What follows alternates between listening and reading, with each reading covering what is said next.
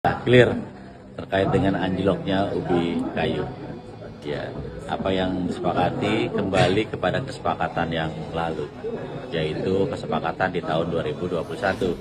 Ya, apa yang sudah disepakati oleh gubernur yang lalu bersama para perusahaan. Dan itu selama 2021 sampai 2024 ini kan tidak ada masalah karena aturan itu disepakati.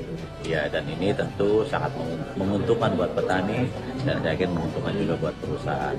Untuk itu tadi sudah berjanji ya di 2025 di lembaran baru ya maka kesepakatan itu akan dinaikkan dari yang sebelumnya 900 per kilo minimal 900 akan dinaikkan. Iya, naiknya ke berapa nanti di 2025 akan dinaikkan. Itu sudah hasil kesepakatan seperti itu. Dan saya pikir sekarang sudah selesai dan apa yang menjadi kegundahan masyarakat sudah teratasi. Kembali kesepakatan.